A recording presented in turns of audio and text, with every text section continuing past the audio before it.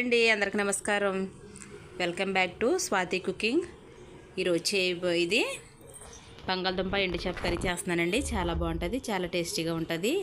ఇది ఒక్కటి వేసుకుని వండుకుంటే కూర అంతా చాలా టేస్టీగా ఉంటుందండి. మీరు కూడా ట్రై చేయండి. అలాగే ఫస్ట్ టైం నా వీడియో కానీ చూస్తే సబ్స్క్రైబ్ చేసుకోండి. అలాగే చూసిన వాళ్ళైతే లైక్ చేయండి. లైక్ చేయడం మాత్రం మర్చిపోకండి. మీ సపోర్ట్ నాకు చాలా అవసరం. అలాగే ఫ్రెండ్స్, కూరలోకి వెళ్దాం.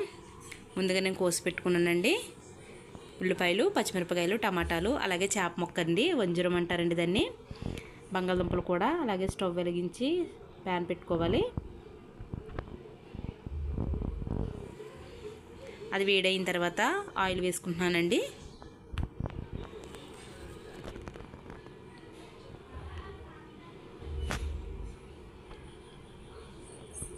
ఆయిల్ వేడెక్కిందండి. ఎండు చేపను వేపుకోవాలి. దాంట్లో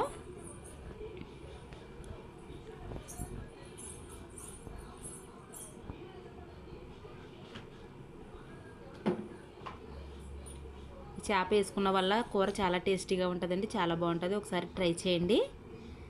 అలాగే చేప కూడా ఎగిందండి, పక్కకు తీసి పెట్టుకున్నాను. అలాగే ఉల్లిపాయలు, టమాటాలు, పచ్చిమిరపకాయలు కూడా వేసుకుని వేయించుకోవాలి.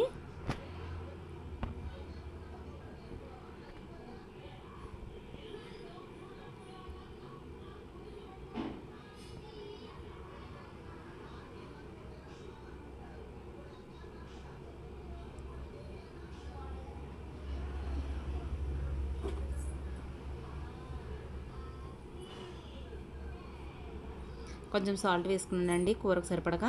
కొంచెం పసుపు వేసుకుని బాగా కలుపుకోవాలి.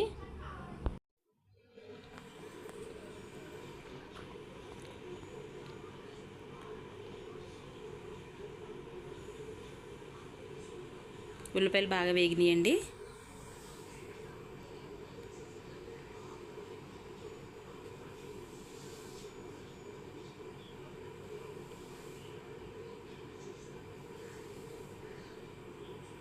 అలాగే ముందుగా కోసి పెట్టుకున్న మనం బంగాళదుంపలు కూడా వేసుకుని వేయించుకోవాలండి.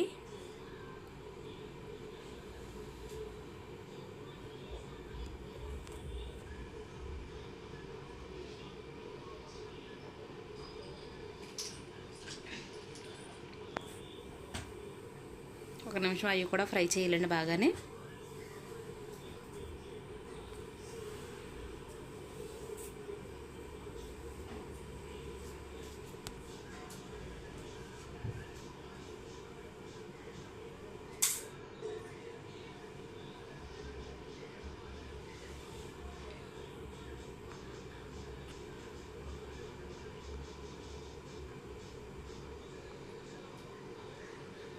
అవి కూడా బాగా ఫ్రై అయిన తర్వాత మనకి ఎంత కారం అయితే కావాలో అంత కారం వేసుకోవాలి.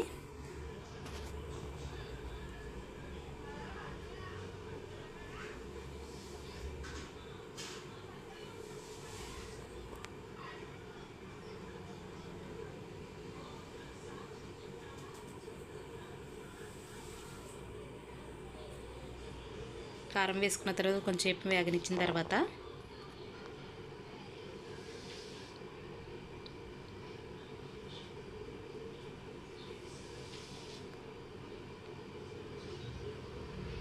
కారం పచ్చివాసన పోయేదాకా వేయించుకోవాలండి.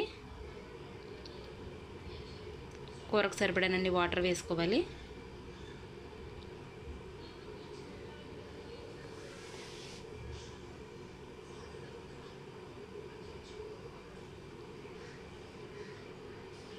దాంట్లో ముందుగా వేయించి పెట్టుకున్న ఎండు చేప కూడా వేసుకోవాలండి.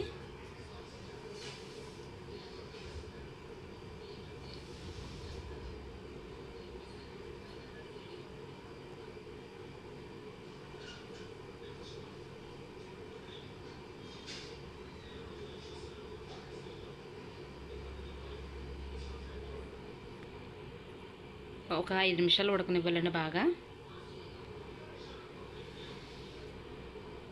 అంతేనండి, వేడివేడిగా బంగాళదుంప ఎండు చేప కర్రీ రెడీ. చాలా టేస్టీగా, చాలా బాగుంటుందండి. మీరు కూడా ట్రై చేయండి. లైక్ చేయడం మాత్రం మర్చిపోకండి.